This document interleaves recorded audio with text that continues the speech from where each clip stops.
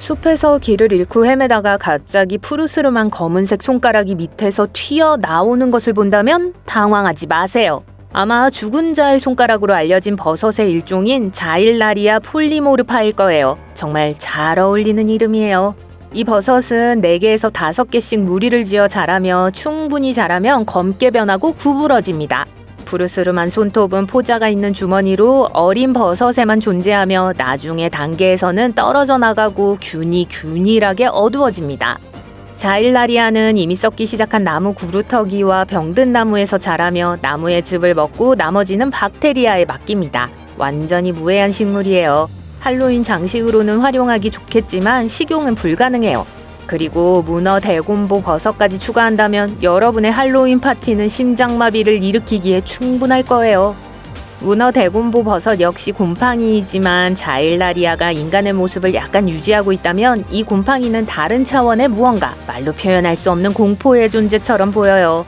곰팡이는 녹색의 가죽 주머니인 알로 시작하여 곰팡이가 터질 준비가 될 때까지 자라요. 그런 다음 알이 떨어져 나가기 시작하면 끔찍한 핏빛 촉수가 드러나고 짙은 녹색 또는 검은색 점액이 흘러나와요. 그것만으로도 등골이 오싹할 정도지만 이 버섯은 썩은 고기 냄새도 풍겨요. 이렇게 해서 포자를 옮기는 파리를 끌어들여 더 많은 괴물 알을 낳는다고 해요. 이 기괴한 생명체로부터 천천히 물러나는 동안 뒤를 돌아보며 비슷하게 끔찍한 또 다른 존재, 자칼푸드 식물을 밟지 않도록 주의하세요. 이 식물은 대부분의 시간을 지하에서 보내며 주변의 다른 식물을 먹이로 삼습니다. 하지만 흙층을 뚫고 나오면 곧바로 꽃을 피우기 시작하는데 마치 눈먼 3개의 턱을 가진 파충류 짐승처럼 보여요. 또한 썩은 고기 냄새를 풍겨 파리와 쇠똥구리를 끌어들여서 더 많은 기생식물이 사방에서 돋아날 수 있도록 합니다. 하지만 냄새로 자칼푸드를 찾고 싶다면 먼저 근처에 타이탄 아룸이 없는지 확인해야 해요.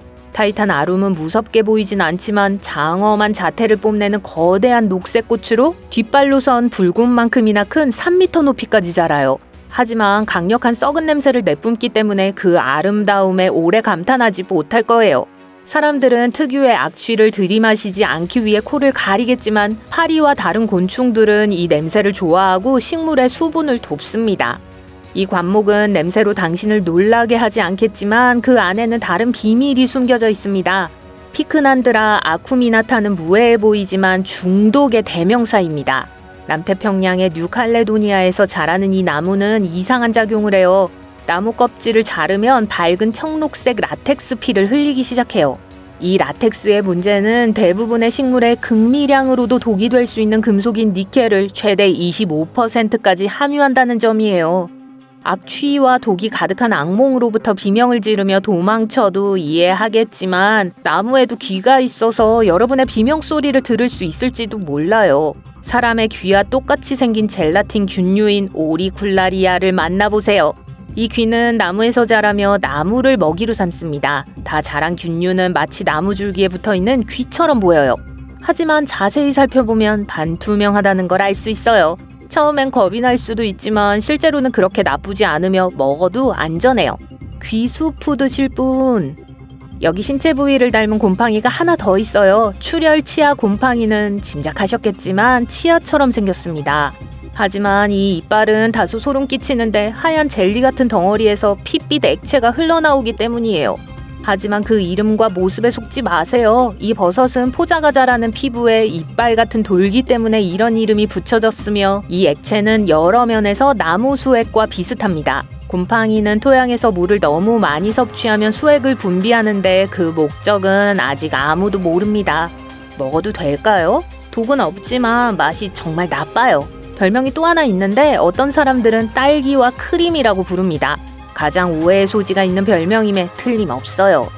이미 소개한 식물들만큼 무섭진 않겠지만 인형의 눈이라는 관목은 분명히 소름이 끼칠 거예요. 이 초록색 식물은 윗부분에 키가 큰 붉은 줄기가 있고 그 위에 수많은 흰 열매가 달려있어요. 섬뜩한 사실은 각 열매의 중앙에 검은 점이 있어 전체 구조가 소름 끼치는 눈알나무처럼 보인다는 점입니다. 하지만 그 생김새에 겁이 나지 않는다고 해서 눈알을 먹어볼 생각은 하지 마세요. 독성이 강해서 하나만 먹어도 건강한 사람이 쉽게 쓰러질 수 있으니까요. 저길 보세요. 저 검은 건 뭐죠? 박쥐인가요? 아니요, 그냥 꽃이에요. 이름은 검은 박쥐꽃입니다. 울창한 열대우림에서는 특히 해질녘에 이 으스스한 꽃을 진짜 박쥐로 착각하기 쉽습니다. 그러나 많은 사람들이 이 식물을 좋아해서 개인 정원에서 키운다고 해요. 허수아비로 키우는 거 아닐까요? 정원을 위한 또 하나의 소름 끼치는 옵션은 캘리포니아 피처 식물로도 알려진 코브라 식물입니다. 이 식물은 끝이 말리는 관 모양의 잎을 가지고 있어 실제 코브라가 공격할 준비가 되어 있는 것처럼 보여요. 또한 코브라 식물을 키우기로 마음먹었다면 좋은 소식이 있어요. 이 코브라는 전혀 까다롭지 않고 한 달에 벌레 한 마리만 먹으면 된다는 거예요. 네, 육식 식물이지만 식탐이 많지 않아요. 아마 파리를 퇴치하는 데 도움이 될 겁니다. 정원사가 뒷마당에서 싫어하는 건 삼나무, 사과, 녹 곰팡이입니다. 이 곰팡이는 이름처럼 삼나무에 해로울 뿐만 아니라 보기에도 상당히 혐오스러워요. 처음에는 나뭇잎의 흠집으로 시작하여 알아차리기 쉽지 않아요. 하지만 곧 갈색을 띤 노란색 꼬투리로 자라며 싹이 트기 시작할 만큼 충분히 자랄 때까지 크기가 계속 커집니다. 가장 혐오스러운 단계는 갈색 꼬투리가 주황색 촉수를 내밀기 시작할 때인데 마치 이국적인 과일처럼 보여요. 곧 젤리 같은 질감의 새싹이 꼬투리를 점점 더 많이 덮고 주황색 돌연변이 문어처럼 나뭇가지에 매달립니다. 또한 공기의 습도에 반응하여 너무 건조하면 수축하고 습하면 부풀어 오릅니다. 수영을 좋아하시나요? 그렇다면 조심하세요. 육지에서는 비너스 파리덫을 조심하겠지만 민물에도 쌍둥이 자매가 살고 있으니까요. 통발이라고 하는데요. 네, 이 꽃은 무엇이든 닥치는 대로 먹어치우는 것을 좋아해요. 모기 유충? 네, 좋아하죠. 옆에 있는 올챙이요? 그럼요. 늑대인간의 존재는 믿지 않더라도 좀비나 적어도 좀비 곰팡이는 믿어야 할 거예요. 열대 지역에서 발견되는 이 균의 포자는 개미의 몸속에 들어가서 준비될 때까지 조용히 자랍니다.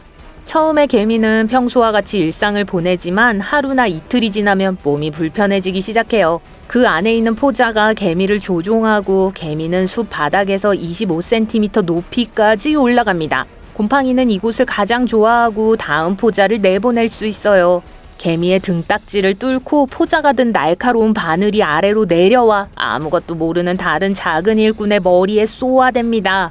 하지만 솔직히 개미가 아닌 이상 걱정할 필요는 없습니다.